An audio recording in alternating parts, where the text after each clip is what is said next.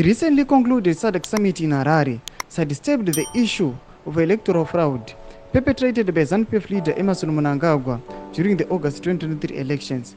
Sadapinda mashuko abdaitogwa panapa na 2023 elections aiwane Sadc its execution of its role and its mandate. Ndivyo subscribe like what the bell kutipina mwengo mchinzi. However, the summit did confirm the Sadc election observer mission report, which condemned the rigged election.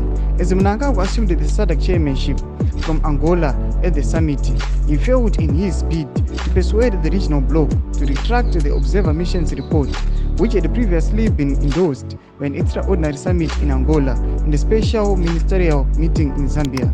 The report, and presented in its rejection of Mnangagwa's re-election as flawed, disputed, and fraudulent, remains the official stance of the regional body. The summit's silence on the disputed elections effectively means that the Sadc report remains the definitive record of how the regional body viewed the 2023 polls. The opposition had hoped the summit would address the contentious election result.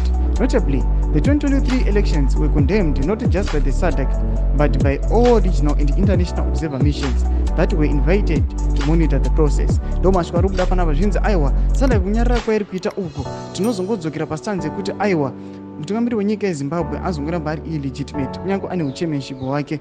Aiwa now ima 2023 polls inongozongodzoka ipapo pastatement rakaishwa neThe Yom report zvinzi aiwa my elections aiwa they were discredited, my elections they were not credible, my elections they were fraudulent and they were rigged. Notizai mafungiro enyu munoti kudii, noti opposition yese yataura kuti Sadc ichiadresa that issue yemafraud elections akaitika pana 2023. Todzai mafungiro enyu pina comment section medu, musangano subscribe or like, channel turn on the bell icon.